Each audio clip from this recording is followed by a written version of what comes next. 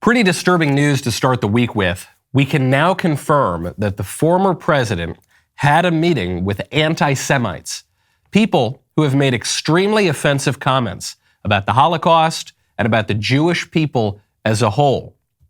Now, that meeting did not happen over the weekend. It actually happened back in 2005 when then-Senator, soon-to-be presidential candidate Barack Obama and the Congressional Black Caucus met for smiles and giggles and photographs with Louis Farrakhan, who calls the Jews termites. And the media covered it up and told everybody that it wasn't a big deal.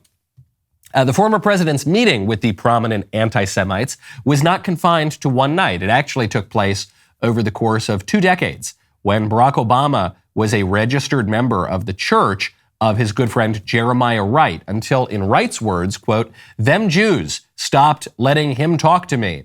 And then, too, the media pretty much brushed the whole thing under the rug, and Obama never had to apologize, and everybody just moved on.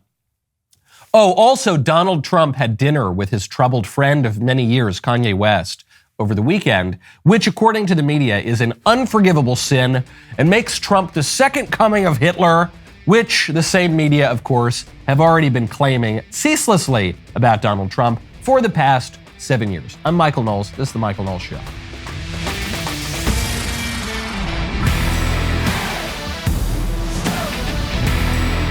Welcome back to the show. My favorite comment on, what was it, Wednesday? Oh my gosh, it's been so long. Hope everybody had a good Thanksgiving. My favorite comment on Wednesday was from Jim Lubke, who says, "We need to fight this fight now or we won't be able to put up much of a fight in the 2024 race." Yup, the folks who say Charlie Brown needs to stop calling out Lucy's shenanigans and just get better at football are missing a critical point. Of course, whatever you want to say about the 2022 midterm elections, I think we have to admit that Arizona was extremely sus. It was very, very suspect, and a lot of the voting machines did not work, and there were all these dodgy practices of putting the provisional ballots into this box, at box number 3, I think it was called, and the box was not checked to see how many ballots there were before they went in. And then there are poll workers now who are testifying, saying that there were hundreds more votes than registered voters who came in and were checked in that day. And the whole thing just stinks to high heaven. And then it took a week to count the ballots. And then what do you know? The Democrats just barely eke it out. So yes, the Republicans need to win Arizona in 2024 in order to win the presidency. And so if we don't fix the voting problems there, then you could run the greatest campaign in the world. But it doesn't really matter so much who votes and how many people votes. It matters much more who counts the votes, and in the words of FDR to LBJ, who sits on the ballot box. You know, another important reminder, this is the last day of our best sale of the year. It is 50% off annual memberships. It ends at midnight. With that, I have a thought to share. Last week, the National Retail Federation forecast record sales for this holiday season, projecting that over the next few weeks, we will hand over to retailers nearly $1 trillion of our money. And what are they going to do with the money that you and I choose to give them? This year, Walmart kicked out the MyPillow guy, Mike Lindell, and used our money to force train their workers in critical race theory, denouncing the United States as a white supremacy system. This year, Amazon used our money in their studios division to produce both a castrated Lord of the Rings series, which rejects masculinity, and an anti-feminine A League of Their Own reboot that is, quote, euphorically, unapologetically gay.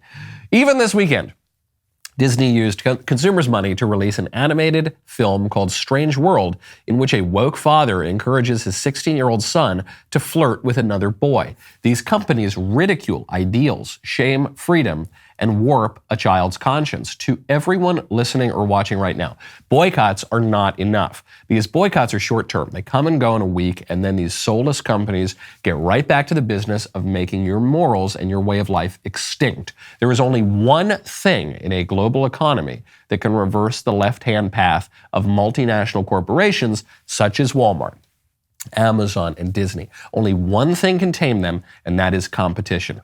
We are that competition. Subscribers supporting the Daily Wire are that competition. And because of our subscribers, we will grow into a long-term competitor to check Disney and their kind by creating cultural breakthroughs, by releasing explosive documentaries, by uncanceling important voices, by developing awe-inspiring films that celebrate industry and heroism and truth, justice, and the American way, by producing instant children's classics. Only then, only after Disney and their whole woke pals have seen The Daily Wire and others out-competing their content, will they reverse course, or they'll die.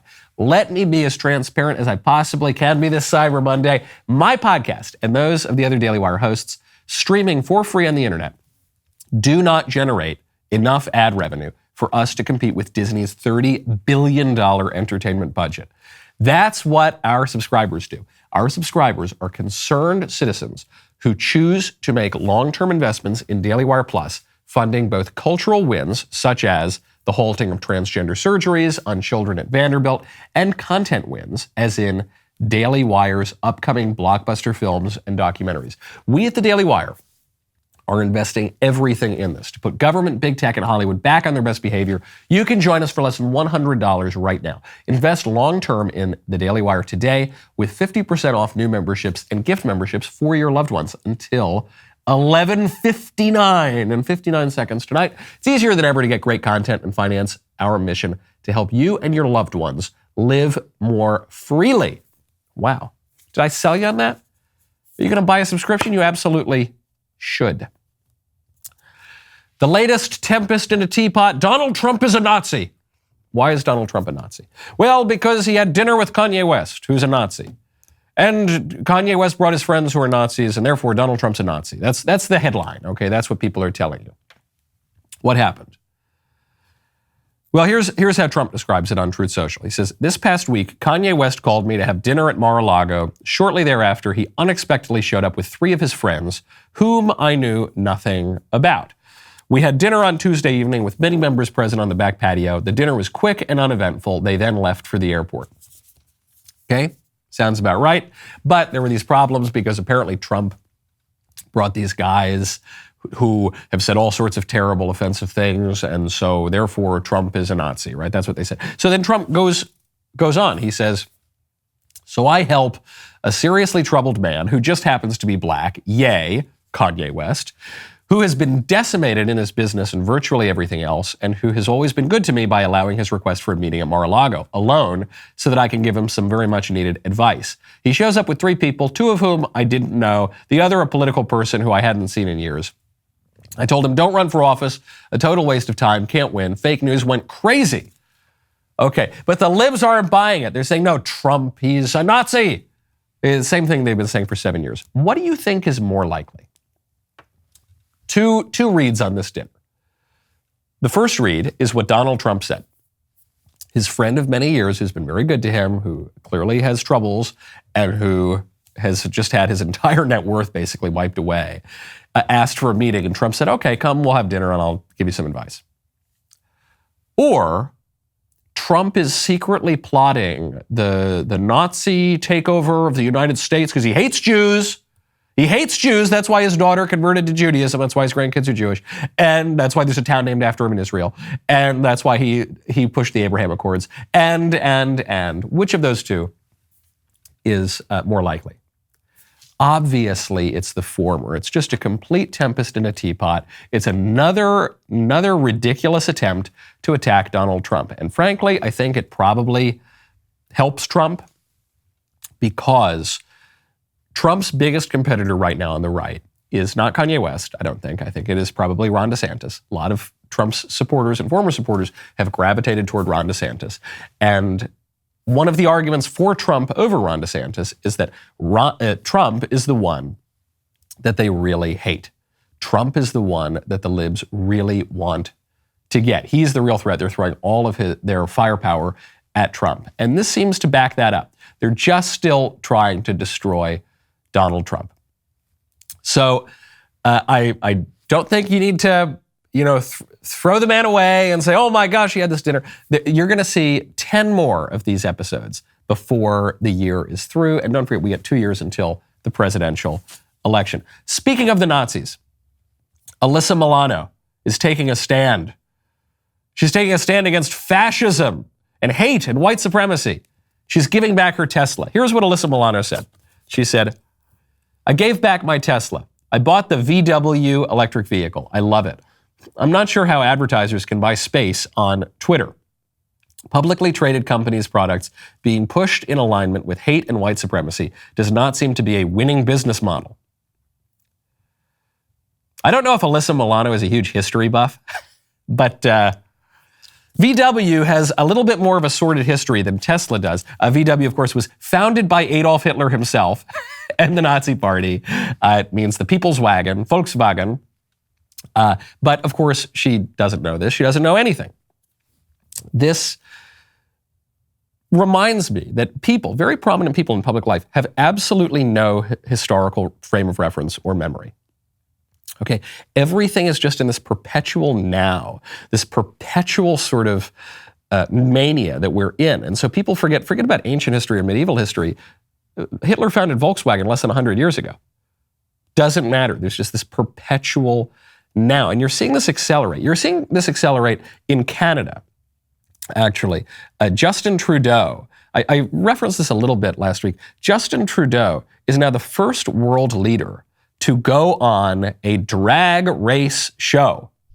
Hi, Queens. Hi. I'm so sorry to interrupt. I know it's a big day, but seeing as we have the best queens from around the world, we thought you deserved a proper welcome. Please help me welcome to the Canada's Drag Race workroom, the Prime Minister of Canada, Justin Trudeau! Do I have to curtsy? Do I have to kiss his ring? I heard you had a summit, and I think I'm a little too late for it, unfortunately. Oh my God. We're actually just about to do makeover episode. Oh, that's a big one. Queens, anybody want to take it on? I'm waiting. This is groundbreaking. The first ever world leader to visit a drag race set. Listen, I'm glad to be the first, but I look forward to the time there's a third or a fourth. To have a world leader in the workroom talking to us, how amazing is that? You better work, Justin Trudeau. Yes. Totally historic. Isn't this so historic? But then when I saw the clip, I thought, wait a second. Didn't Nancy Pelosi already go on one of these shows? Wait a second, didn't AOC already go on one of these shows? Oh, but I guess neither of them are world leaders in the sense that neither of them are a head of state. So now Justin Trudeau, he's making history. It's how historical is this? Justin Trudeau is the third lib in the last 6 months to go on a weird drag queen show. But it's historic because he's the first world leader from Canada on this special version of the show. How many historic firsts do there have to be before people recognize that the alleged historical first groups have a ton of power and dominance in our society? How many? How many do we see with it? Because the way this is being framed is this is so brave of Justin Trudeau. No, not at all. It would be brave not to go on the drag queen show. The people who are in power are relentlessly pushing transgenderism. It would take some courage to stand up against that. But it's very effective. If you want to amass power, one very effective way to do it is to claim victimhood. You heard me allude to this when we were talking about the Daily Wire memberships for Cyber Monday. But you just saw this over the weekend with Disney. Disney just had the historic first, hold on, let me see what the historic, it's the historic first gay teen romance animated film. It's called Strange World. It's the historic first though. I thought, wait, hold on, how many times now have I read the headline, historic first gay blank from Disney? I mean, you had Disney executives on leaked video saying that they were pushing a not-so-secret gay agenda. There have been gay kisses in this thing, and gay relationships in this thing, and gay this and gay that. But I guess because this one's an underage gay relationship, that's the big new historic first. And it totally flopped. The movie brought in $4.2 million in ticket sales. They're projecting that it could make as little as $21 million over the full holiday weekend. The movie was a $180 million budget. So it's just a complete failure. So why is that? Because the people don't want to see it. Of course not. You can be totally open-minded and live and let live, and you're not homophobic or anything at all. And you don't want to go take your kid to see like cartoon gay teenagers kissing, right? It's just not something that people want. But the conservatives don't Unfortunately, the conservatives don't recognize the game that is being played here. And they want to allow the Cultural Revolution to go halfway. They don't want to totally stand against the Cultural Revolution, but they don't want it to go all the way either. They want it to stop halfway. If you stand in the middle of the road, though, you will, in fact, be hit by a truck. The reason that the Disney teen gay movie failed is because people don't want to see it.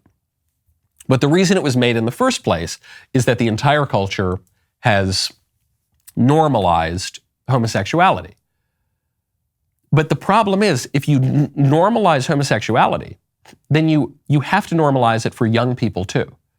This is where I actually think that the left makes stronger arguments than the right. If homosexual behavior is totally normal, totally fine, no questions about it whatsoever, Christianity, Judaism, Islam, many pagans, everyone who is, though not those Greeks, they got a little frisky with each other. But if the vast majority of people who have ever thought about these questions were all totally wrong, and there's no moral question whatsoever about homosexual behavior, then why shouldn't it be normalized for teenagers too?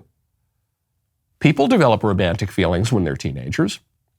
People go on little dates and they have little crushes and they flirt with each other when they're teenagers.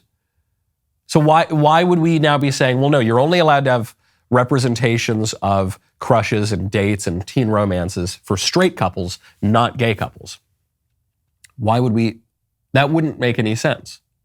Unless you were to go all the way and say, no, homosexuality is abnormal and maybe we'll be open-minded about it and we're not going to be cruel and we're not going to be mean and we're not going to be vicious and all these different things. But we have to acknowledge it's abnormal. It is not the norm, not what we're aiming at, okay? And therefore, we're not going to present it in our popular culture. We're not going to make every single movie and every single thing gay all the time. And we're certainly not going to present teenagers in these gay relationships in cartoons.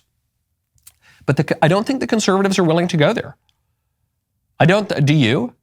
No, because it feels icky and, you know, that you'll be called phobic or this or that. And it also rubs up against, pun unintended, it rubs up against a liberal premise that many American conservatives have adopted, which is that politics is ultimately just about the individual choice, individual preference. Do whatever you want to do as long as it doesn't hurt me. Just do whatever you want to do. I have no right to come in and tell you not to do that. The state certainly has no right to come in and tell you not to do that.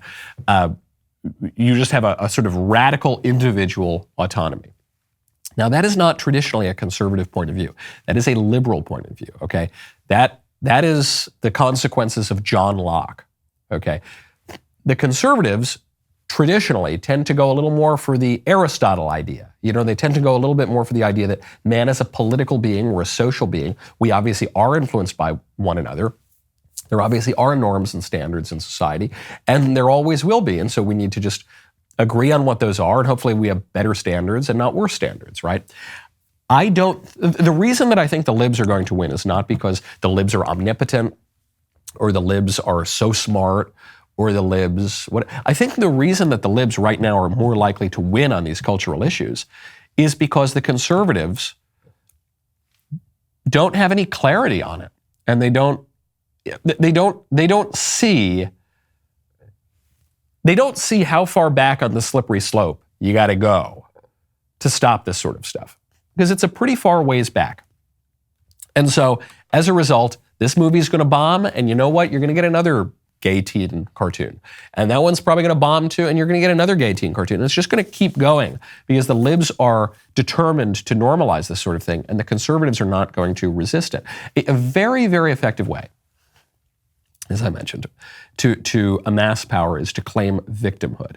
So a lot of this came out of AIDS when, during the AIDS epidemic, you saw lots of gay guys dying, and this created a lot of public sympathy, rightly so. And as a result of that, you saw a huge leap in the gay rights movement. And then ultimately that leads to redefining marriage, and ultimately that leads to transgenderism.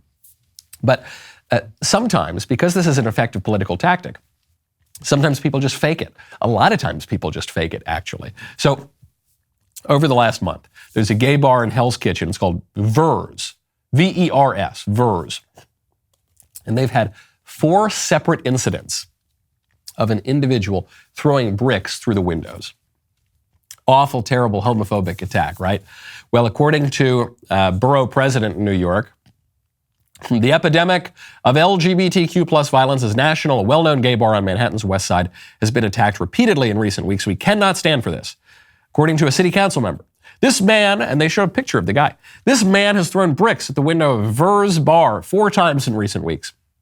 These are hate crimes against the LGBTQ community, as opposed to love crimes. You know, they're the hate ones, not the love ones. Please help us identify him. If you have any information, please contact NYPD Hate Crimes at this address or this number. Now, this was going a little too far with the city council member because he showed the picture. There's a little bit of a video. They found the guy. The guy is not being charged with a hate crime. Why is he not being charged with a hate crime? Because he is not a homophobe. How do we know he's not a homophobe? Because he is a gay guy. It was a gay guy doing it. And so now the story goes away. There was that shooting at the gay club in Colorado. The moment the shooting happened, obviously it's very sad whenever a shooting happens, but the moment it happened, you had this flood from the left-wing media.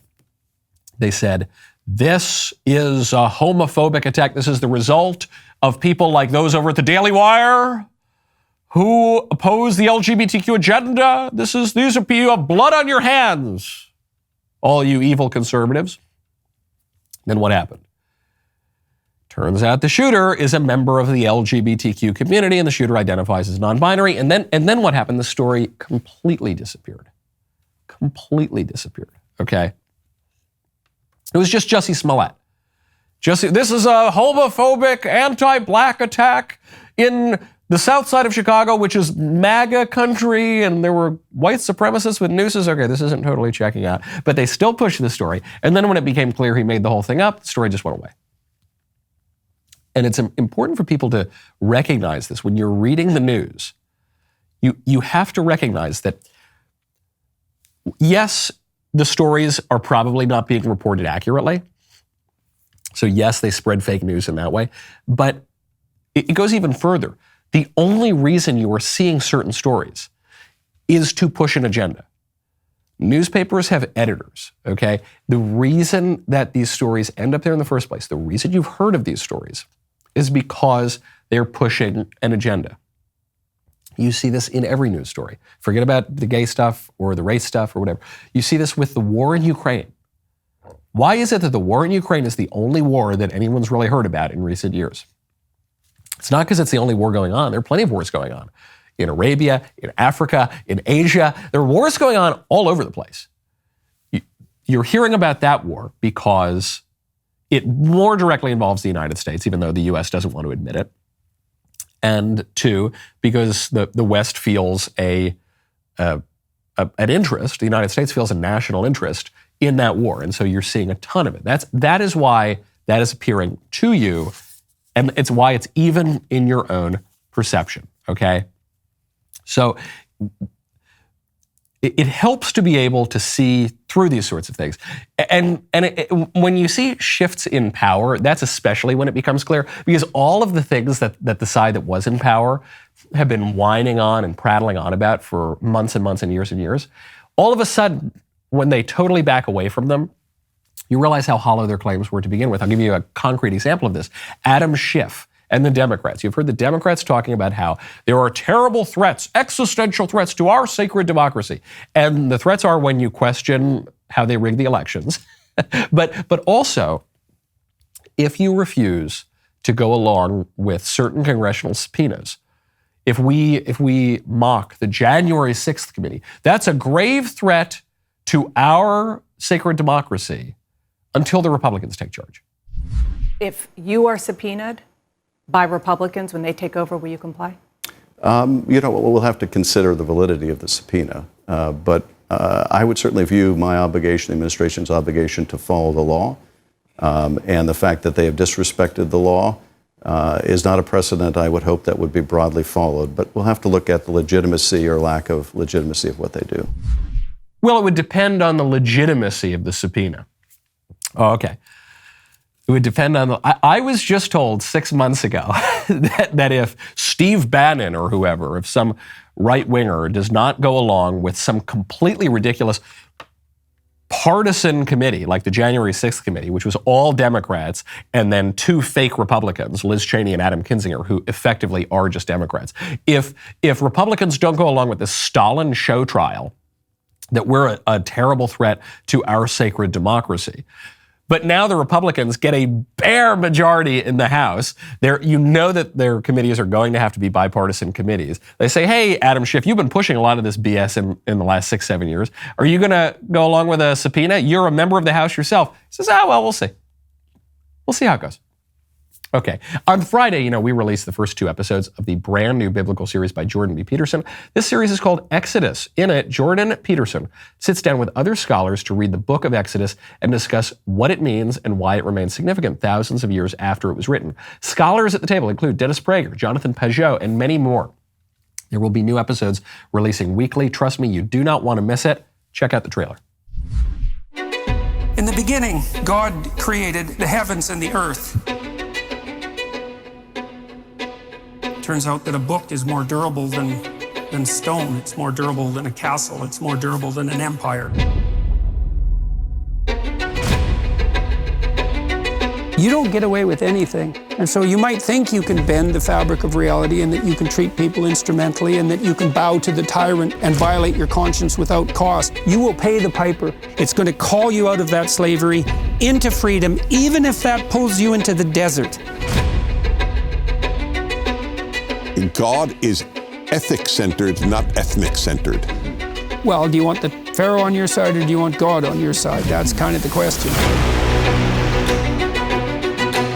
There's a profound sense here that what is going on with the Israelites is the contrast to Pharaoh, right? Like under no terms will you go, and the Israelites have to say, we will go under any terms. And we're going to see that there's something else going on here that is far more cosmic and deeper than what you can imagine. The highest ethical spirit to which we're beholden is presented precisely as that spirit that allies itself with the cause of freedom against tyranny. And yes, exactly. I want villains to get punished. But do you want the villains to learn before they have to pay the ultimate price? That's such a Christian question. You must be a member to watch this. So head on over to dailywire.com/subscribe to become a member and watch Exodus today. Speaking of the fight for freedom against tyranny, Elon Musk just gave people a great lesson in practical politics. My friend Liz Wheeler was reporting on the threat that Apple and Google Play will ban Twitter from their app stores because Elon Musk takes over Twitter. Elon is going to let all those terrible, evil Nazis like Donald Trump back on the platform, and therefore Apple and Google might boot it from the App Store. So Liz said, if that happens, then Elon Musk has to build his own phone, doesn't he? The guy sends rockets to Mars. He can certainly build a smartphone. Elon responds and says, yep, that is what I will do. He says, I certainly hope it does not come to that. But yes, if there is no other choice, I will make an alternative phone. This is a really important lesson in politics. Money talks and BS walks. A lot of times when I give speeches or do a public appearance, people will ask me, these kind of young, ambitious would-be politicos will come up and say, Michael, how do I get involved in politics? And they never like the answer, because the answer is, if you can, first, make some money. Make more money than you think you need. Make a lot of money. They say, oh, that doesn't sound fun. I want to go, I just want to run for Congress or something. No. You gotta go in with some money. The reason that Donald Trump was able to be a bull in a china shop is because he was a self-funder. It is, again, one of the arguments for Donald Trump over certain other candidates, his opponents this time. It's not that Trump necessarily sees everything correctly, or he doesn't make mistakes, or he hires the best people, or it's not any of that. But it is that Donald Trump is much less susceptible to outside influences because he's got a lot of money. That's what Elon Musk is saying too. Okay, you think about all the conservatives in politics, in Congress, in the nonprofits, and they say, we need to publish a white paper on a plan, on an essay, on a new book to talk about how we need to make a smartphone to take on big tech. Or Elon Musk just comes in, he writes a check, boom, boom, boom, here you go, here's a new phone. Here's the new plan on how we're going to conceptualize of a new social network to build this, or to maybe legislate around Twitter and Facebook. And what Elon says, okay, 44 billion, here we go. I own Twitter now, Trump's back on. It's much simpler. Okay, because the problem, I'm not opposed to using the government to rein in some of these woke corporations. I'm all for it. But the problem is the woke corporations have a ton of money and they've got a ton of lobbyists, and half the time they're the ones writing the bills. So it just doesn't really work out. Okay, money talks and BS walks. And this is very good news right now for Ron DeSantis, because Elon Musk announced over the weekend that he is effectively endorsing Ron DeSantis in 2024. Elon Musk said that if DeSantis chooses to run, he will support him. Good friend to have in your corner. I think you want one of the richest men in the world in your corner if you are running. And Ron DeSantis, I'm sure, will welcome that money. You've seen a lot of other big money donors who have moved over to Ron DeSantis. But this is not without danger for Ron DeSantis. And it gets back to my central thesis on the challenge of the Ron DeSantis candidacy, which is that Ron DeSantis' sales pitch is that he's the newer, better, younger, faster, smarter, more disciplined Donald Trump. Trump 2.0. Trump with all the upsides, none of the downsides. But Ron DeSantis' role in the race, in which Donald Trump himself is running, is necessarily as the anti-Trump candidate. And so Ron DeSantis is just necessarily going to attract more centrists, going to attract more anti-Trumpers, going to attack more soft liberals. Okay, and it's not DeSantis' fault. He's governed in a conservative way, but that's just a fact of his role in the race. So Elon Musk, when he's talking about endorsing DeSantis, he says, as a reminder, I was a significant supporter of the Obama-Biden presidency and reluctantly voted for Biden over Trump. But freedom of speech is the bedrock of a strong democracy and must take precedence. My preference for the 2024 presidency is someone sensible and centrist. I had hoped that would be the case for the Biden administration, but have been disappointed so far. But would you endorse DeSantis? Yes. So if you're Ron DeSantis and you're running in a primary, that's not necessarily the endorsement you want. You don't necessarily want the endorsement of a guy who says, oh, I loved Obama. Oh, yeah, I voted for Biden over Trump. Yeah, I want someone centrist. I don't want a conservative. That's going to be the needle that Ron DeSantis has to thread.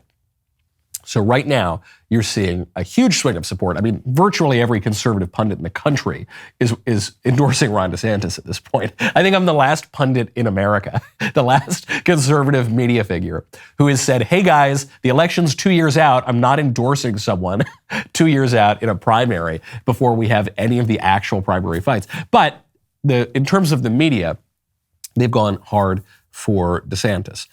Then you're seeing this reflected in some of the polls. In Iowa right now, looks like DeSantis is up. In North Carolina, or in New Hampshire rather, looks like DeSantis is up. Florida, obviously, DeSantis is up. So you could see the party unite around Ron DeSantis, but that's a long ways out. Okay, the campaign has not really begun yet, and so DeSantis is going to have to constantly play this balancing game. I'm more conservative than Trump. I'm to the right of Trump on the vaccines. I'm to the right of Trump on the lockdowns. But I'm more centrist and sensible than Donald Trump. So please, Elon, give me your money. Please, anti-Trumpers, come over and support me. That's going to be a tough act. If Ron DeSantis can do it, he will be one of the most agile politicians of his generation. It's a very, very difficult dance to dance. That's just the way that it goes. Those will be the challenges for the Republic in 2 years. We are facing lots of challenges right now. One of the biggest challenges, and no one is talking about it, is that people in America have become loners, okay? The Washington Post, stopped clock is right twice a day. The Washington Post ran a decent column with data from the American Time Use Survey, just looking at how many hours per week Americans are spending alone. Americans 15 and older are spending way more time alone than they were in 2013. In 2013, you see the numbers jump about 10 hours per week up until 2021 alone. The time with friends is way down, 4 hours per week, and the time with companions, as differentiated from friends, is down about 5 hours per week.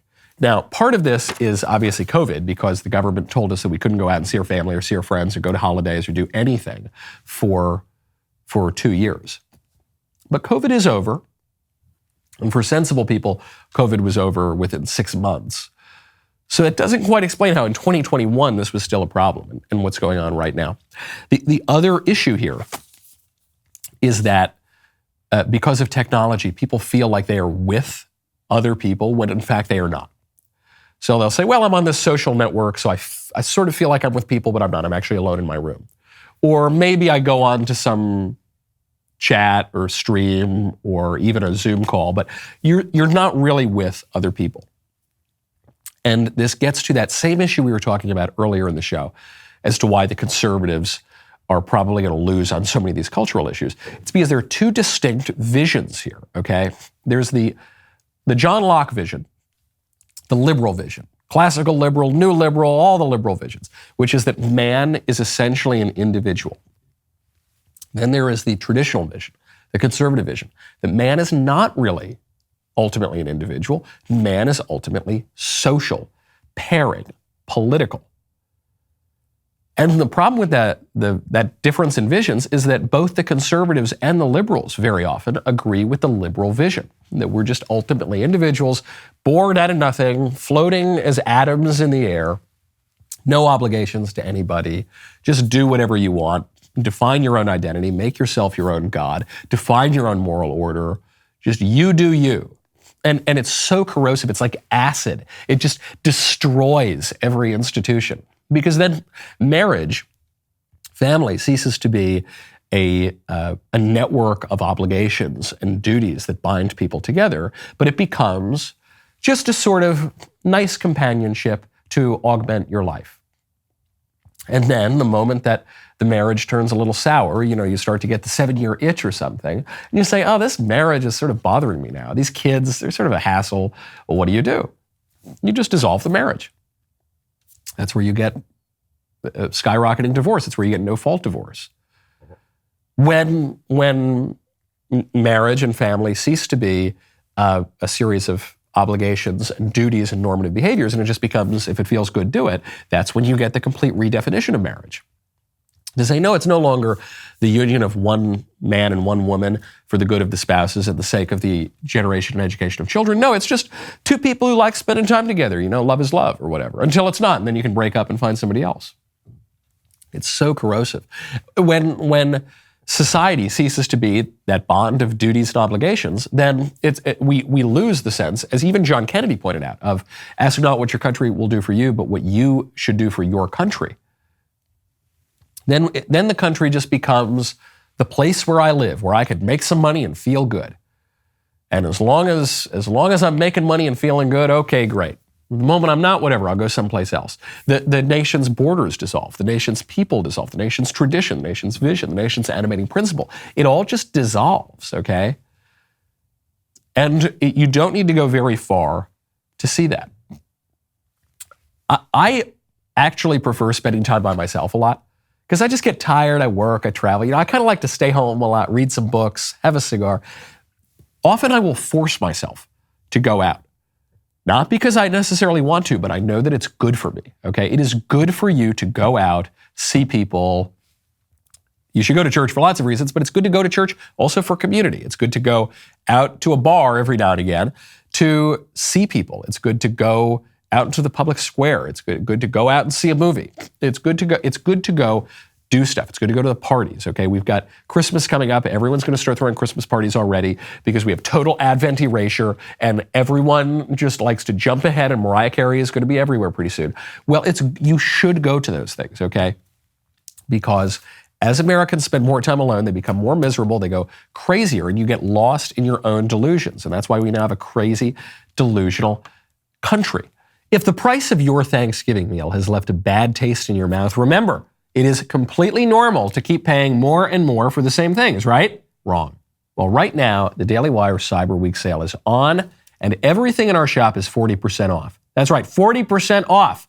My books, Reasons to Vote for Democrats, a comprehensive guide. That is a #1 Amazon best-selling, presidentially endorsed book. President Trump says it's a great book for your reading enjoyment. And also Speechless, my #1 national best-selling book with words. Speechless, Controlling Words, Controlling Minds. 40% off. The iconic Daily Wire Truth Bomb and our new Leftist Tears Dog Bowl. Remember, it is free shipping on orders over $75, and you get a free Leftist Tears tumbler with orders over $100. So unless you're one of those super fans who actually just wants to give us extra money, do not wait. Go to dailywire.com/shop today. Get our best deals of the year on all the gifts worth giving. The reason we have to fight against the Great Reset agenda of just putting us all in our pods and we don't see anybody and we're just isolated, we're spending all this time alone, is that when people are broken down into this atomized individual, we're all isolated, it's much easier to control us. It's much easier to transform society. We are seeing it happen in real time. I hand you a viral TikTok video. Do you think it's good for kids to see all of these sexualized things, like people kissing each other, girls kissing each other, guys in thongs, girls with out, yourself? Yes, because if you don't show them this now, then they harbor who they are as they get older. They feel like they're not included in society. So you think sexualized activity should begin with them at a young age? Yes, I mean, I was watching like 8 years old. And you think that's good? Yeah. Should the LGBT be inclusive of bestiality? I don't even know what that is. With animals. I mean, if that's what you want, then that's what you want. You would accept that? Yeah. Now, I know that this is just an anecdote. I know this is just one lady on TikTok. But the plural of anecdote is data. And you see people making these sorts of arguments all the time. And frankly, she's got a point. She goes, yeah, if we're going to tell people that it's cool to do all this eccentric sexual stuff when they're adults, then we got to normalize it when they're kids. They got to see that. They got to see that represented. And yeah, maybe it seems kind of creepy like we're sexualizing kids, and yeah, maybe I'm going to advocate for bestiality and things, but okay, whatever, love is love, right? This is happening. Conservatives are warning that, by the time we get down the slippery slope, pretty soon they're going to normalize weird child sex stuff. They are doing that. That is already happening. Conservatives are so good at predicting terrible things that have already happened. It's like pretty soon we're gonna start seeing the things that we started seeing 2 years ago. And I don't want to hear that this is some crazy conspiracy theory, okay? In the post-Jeffrey Epstein world, I never want to hear about crazy conspiracy theories. Creepy Pedo Island is real. We know about Creepy Pedo Island. And we know that Creepy Pedo Island involved some of the most prominent, wealthy, powerful people on planet Earth. So I don't want to hear about it. You saw that Balenciaga ad. That bizarre Balenciaga ad we covered last week, where it was little kids kind of frowning, holding up a dominatrix, like a S&M kind of clad teddy bear. And conservatives pointed out this is really weird. And actually, one of the Balenciaga products was on top of a Supreme Court case about child pornography. And then what happened? There was an outcry, and Balenciaga pulled it down and said, we're looking into legal recourse against the people who put this set together. So even now, the liberals want to brush this under the rug, but Balenciaga itself acknowledged this is sick, this is bad, we got caught, but this is weird, what's going on with this child sex stuff? Kim Kardashian, who does a lot of work with Balenciaga, she came out, she said this is really disturbing, but it's happening, okay? Someone gave the okay on the set, someone gave the okay on the photos, someone gave the okay putting it on the website. We know, apparently American intelligence knew about Creepy Pedo Island because when Alex Acosta, not the terrible CNN talking head, but Alex Acosta, who was up for labor secretary under Trump and he was U.S. attorney before that, he was U.S. attorney prosecuting Jeffrey Epstein. When he went after Jeffrey Epstein, in his own words, apparently he was told, no, forget about Epstein, he belongs to intelligence. So we know that this is happening with the ascent of lots and lots of people. Okay, now, what can we do about that? This is, again, one of the arguments for Trump. I don't want it to seem like I'm just shilling for Trump or something like that. I'm not. I recognize the man has lots of flaws. I recognize it's not 2016. He's a little bit older. He's going to have stronger challenges this time. I really am just keeping an open mind here. And the fact that I think I'm probably the last conservative public figure who hasn't totally tossed this guy under the bus makes it seem relatively like I'm more pro-Trump. And I do love the guy. I mean, he's the greatest president of my lifetime. And one of the arguments, though, for him is he is perceived, rightly, I think, to be outside of the system. That there is this weird system. There's this weird political system where no matter who gets elected, we get more immigration, we get more offshoring, we get more of the weird sex stuff, we get more of our sovereignty given away to international institutions, we get more of the same foreign policy. Doesn't matter, Republicans, Democrats, conservatives, liberals, it doesn't matter. Except for Trump. Trump actually did different things. He changed U.S. trade policy. He changed, at least in the early years of his administration, before he got shut down, he changed immigration policy. He changed foreign policy. He gave you an actual different foreign policy than you saw from Obama, Bush, Clinton, Bush. He gave you something different, okay? And so you still get the sense that he is not part of the system. Now, the same could be said for Kanye West, actually. This is why I think Trump was probably smart to take Kanye's presidential announcement somewhat seriously. Because the Kanye West campaign has certain aesthetic similarities to the Trump 2016 campaign. People thought it was a joke. People didn't take it seriously. He had all sorts of eccentric, some might say unsavory characters around him.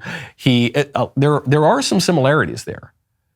Okay, you were always waiting for the next tweet. People are looking up the next Kanye West tweet, just as they were looking up the next Donald Trump tweet. Now, I don't think that Kanye can assemble the Trump coalition.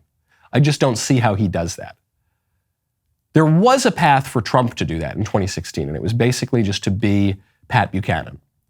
The way to do it in 2016 for Trump was to be the old right kind of Pat Buchanan, anti-Bushy, added on with this huge celebrity, with this huge amount of wealth.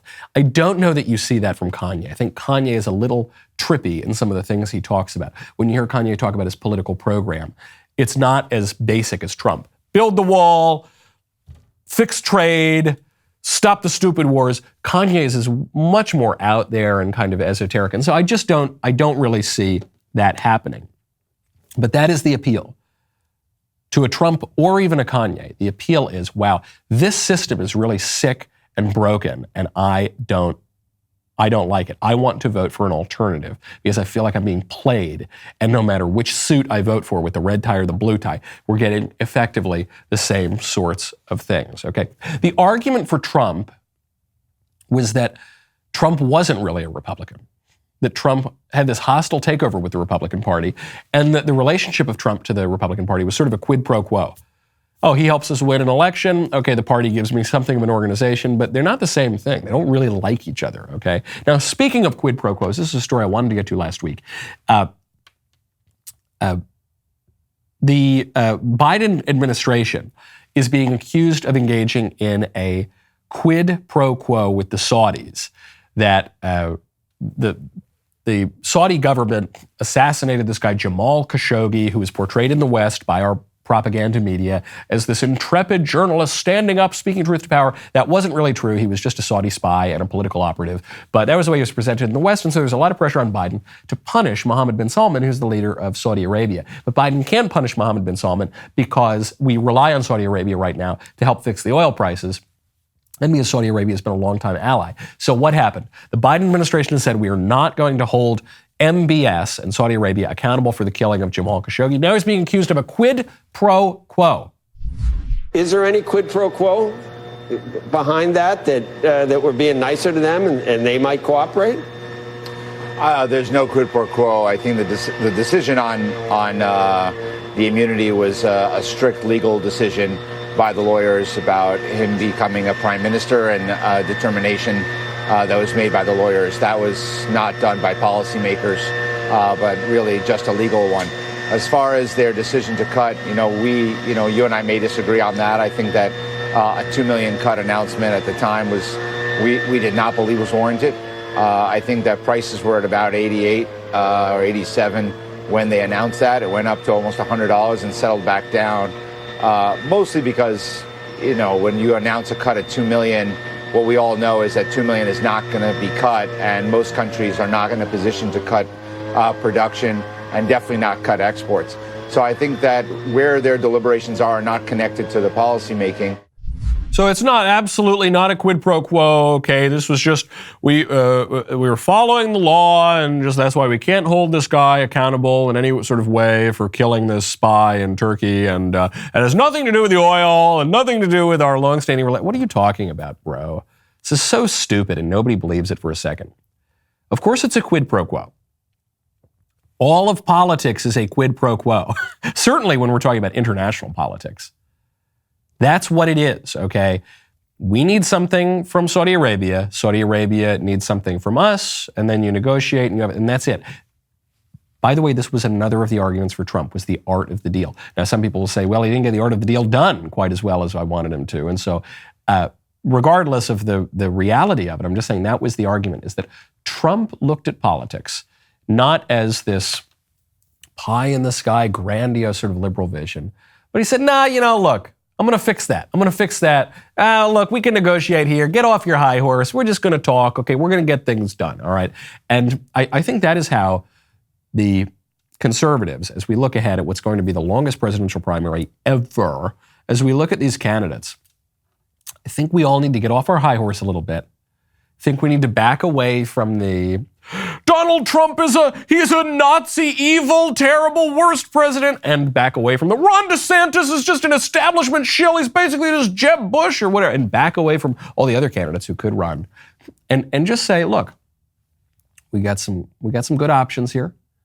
Okay, it's a good problem to have. We got some good options here who are running for president. We're going to let this thing play out. These are all big boys, and we do not put our faith in princes, okay? We are not here looking for some suit to save our country, in the sense of, in a religious sense. I mean, we're looking for a guy to fix stuff and put the country back on track, and it's going to be an imperfect guy, but that's what we need. And so they're tough guys, they can duke it out, and then we will pick our nominee. We won't pick our nominee based on which person the media are least likely to call a Nazi or something. We're going to pick our nominee on a quid pro quo. Who is going to give us the best policy, lead the country in the best possible way until the next guy, and we do it all over again. Now, today is Music Monday.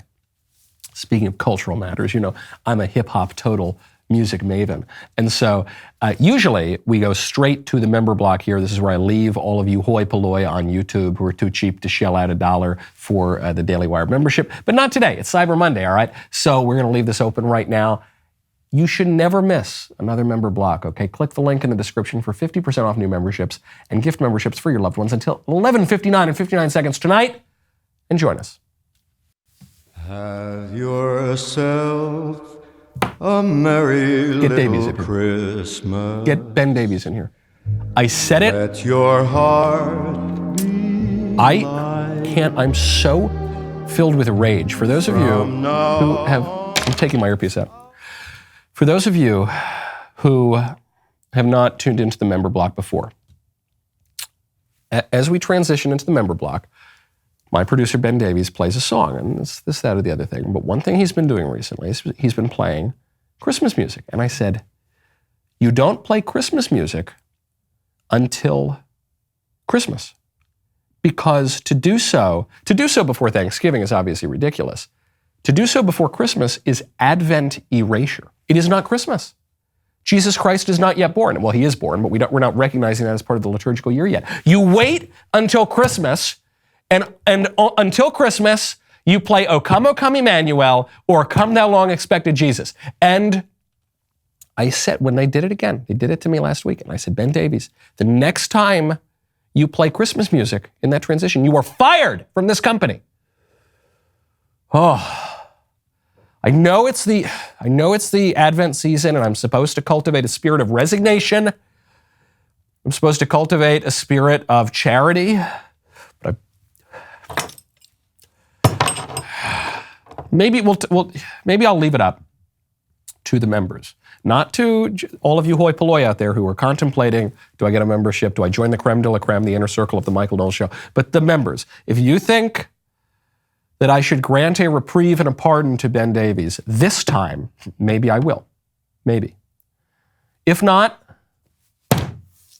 off with his head. Put my earpiece back in. So furious.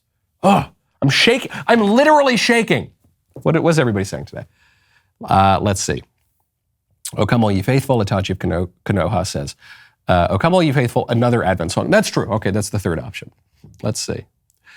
Unquiet Centrist says, Davies knows that we like angry Knowles. I know I lose my temper like 3 times a year, but I'm losing it. Advent erasure is what does it to me.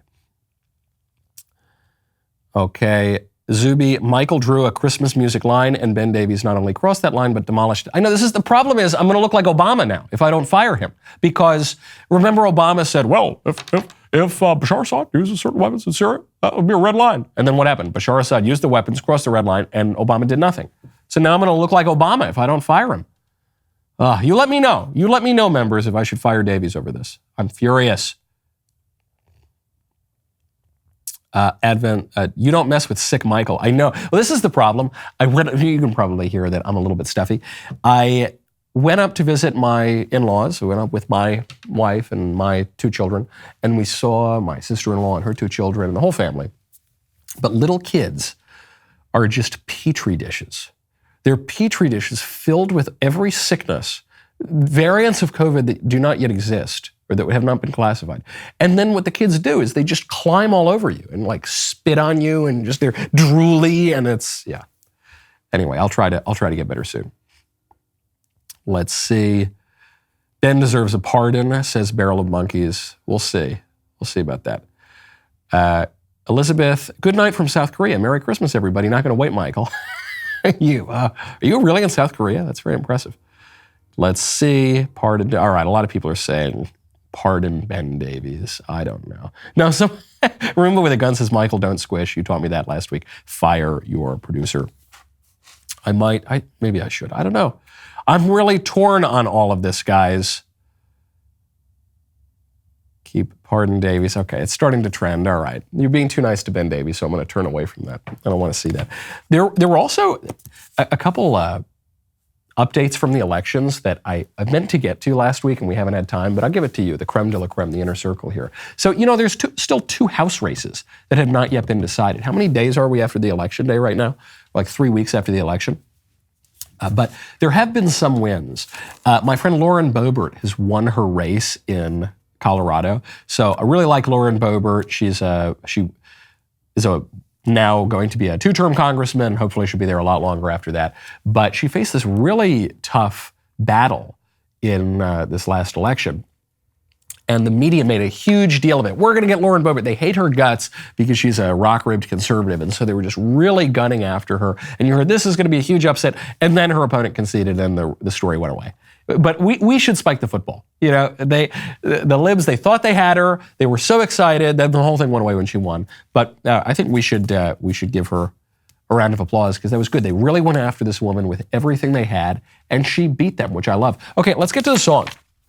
So the song is Let You Down. The artist is NF, who I've never heard of, has 8.6 million subscribers. Oh my gosh. The video has 225 million views. This was released 5 years ago. Okay. So NF is an American. Am I pronouncing that right or is it pronounced oomph? It's NF. Okay. It's not oomph, oomph, oomph. Is an American rapper, singer, songwriter, record producer. He achieved mainstream popularity in 2017 with his album Perception, which charted at #1 in the US and was certified platinum. Wow. Man, I'm so out of the culture. The other day, a Sugar Ray song came on in the airport. Remember Sugar Ray? Like, I just want to fly. And I thought in my head, I was like, wow, this is, I kind of like modern music. This song's 30 years old. It's just like, oh, wow, yeah, man, I'm hip, I'm cool. How do you do, fellow kids? All right, let's play the song.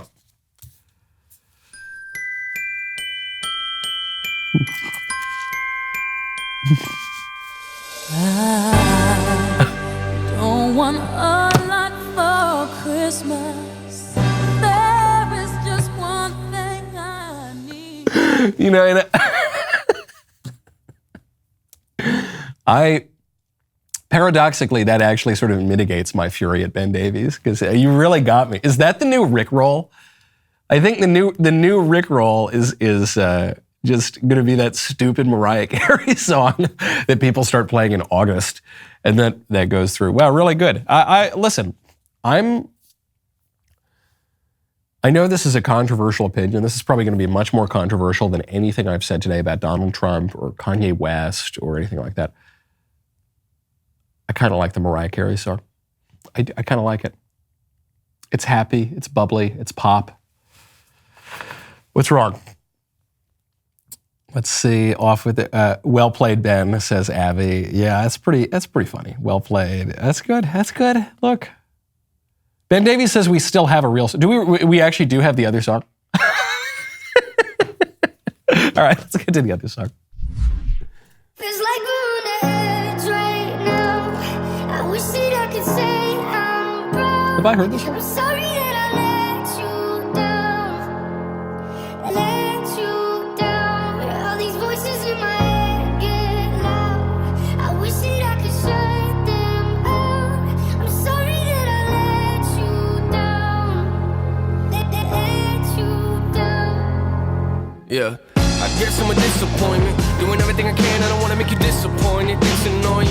I just wanna make you feel like everything I ever did was never trying to make an issue for you. But I guess the more you This is thought a song about about everything, we daddy never issues. even wrong in the first place, right? Yeah, I'ma just ignore you, walking towards you. With my head down, looking at the ground, I'm embarrassed for you. Paranoia. What did I do wrong this time? That's parents for you. Very loyal. Should I have my back? Would you put a knife in my hands for? What else should I carry for you? I care for you, but on the edge right now. I wish that I could say I'm proud. I'm sorry that I let you down. Let you down. All these voices in my head get loud. I wish that I could shut them out. I'm sorry that I let you down. Let you down. Take a pause right there. It's actually a sort of fitting song for the holidays because, you know, when you're a kid, the holidays are so great, especially Christmas. You wake up, you know, the presents, it's all just perfect. And but then as you get older, people start to get sad around the holidays because people are dead and, you know, you're no longer a child anymore. And so it just becomes much, much harder. And, you know, I don't know, your cousin, your sibling got divorced and, you know, this person went away and whatever, all this, it just becomes more haunting, you know, and people are looking back and they're saying, oh, if only I'd said this, if only we had done this, if only, look how much smaller the table is this year. Look at, oh, it's so sad. And so for a lot of people, you know, this probably does resonate. So far the song seems a little bit indulgent to me about daddy issues and all this sort of thing, but let's see, keep going. Yeah. You don't wanna make this work, you just wanna make this worse. Want me to listen to you, but you don't ever hear my words. You don't wanna know my hurt yet. Let me guess, you want an apology, probably. How can we keep going at a rate like this? We can't, so I guess I might have to leave. Please don't come after me. I just wanna be alone right now. I don't really wanna think it all. Go ahead, just drink it all. Both know you're gonna call them on like nothing's wrong. Ain't that what you always do? I feel like every time I talk to you, you're in an awful mood. What else can I offer you? There's nothing left right now. I give it all to you. On the edge right now. I wish that I could say I'm proud. I'm sorry that I let you down. Let you down. All these voices in my head get loud. I wish that I could shut them out. I'm sorry that I let you down. Let you down. Yeah. Don't talk down to me, that's not gonna work now. Packed all my clothes and I moved out. I don't even wanna go to your house. Every time I sit on that couch, I feel like you lecture me. Eventually, I bet that we could've made this work and probably would've figured things out. But I guess I'm a letdown, but it's cool, I checked out. Oh, you wanna be friends now? Okay, let's put my fake face on and pretend now. Sit around and talk about the good times that didn't even happen. I mean, why are you laughing? Must have missed that joke, let me see if I can find a reaction. No, but at least you're happy. Feels like we're on the edge right now. That's a really cutting line where you say, okay, yeah, we had this terrible history together, but now you want to sit and laugh about the good times that didn't even happen. And that's so true. People forget this. And I think it is sort of a cure to Christmas time melancholy. which is that nostalgia is history after a few drinks, okay? The good old days were not as good as you remember them, okay? And the present is not as bad as you might perceive it to be. And who knows about the future? The future does not exist yet. So another reminder, it actually ties in with what we were talking about on the show today, is that we have obligations to our family, and we don't really perceive this anymore. This is why you see the decline in people visiting their family for Thanksgiving. You see an increase in Friendsgiving. You ever hear that phrase? Oh, we're just having Friendsgiving this year, and you don't see your family, but you just see the people that you already like. And as though this were some novel, sort of innovation. Wow, we've progressed so much. We've discovered that we enjoy spending time with our chosen companions more than with our families with whom we have some problems. Yeah, no way. You don't say, buddy. Of course, that's been true for all of history for everybody. But nevertheless, you have an obligation in virtually all circumstances. I guess there are some exceptions, obviously, but you have an obligation to see your family. You will regret it if you don't. Even though you don't like your sister, and even though, you've got some beef with your dad or whatever, go. Do it. You are not an island unto yourself. And you will derive far greater meaning and joy, even, I suspect, from the fulfillment of your natural obligations to honor your father and your mother than you will from indulging some individual pleasure, to sit at home and watch a movie instead of going to grandma's house for Christmas Eve. Keep going.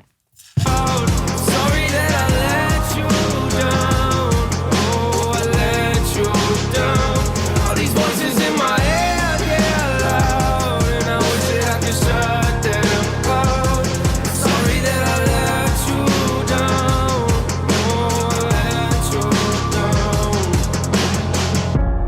Yeah, I'm sorry. I'm so sorry, no. Yeah, I'm sorry that I let you down. Yeah, I like that well enough, A little sappy, a little indulgent, as is most modern music, but I liked it. What did the audience think?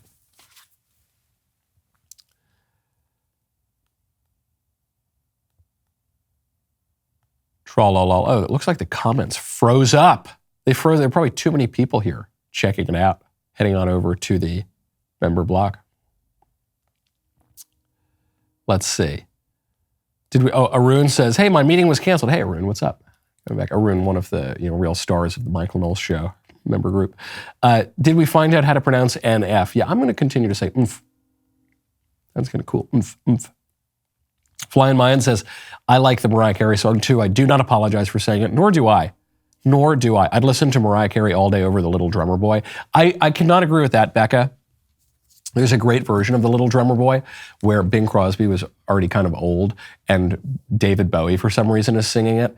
And it's the two of them there, and it's just really weird and bizarre and fabulous. Recommend that. Love the song Michael. Did you get a cold? Yeah, I think I have the Alpha, Sigma, Omega, Lambda, Kappa, Epsilon variant of COVID.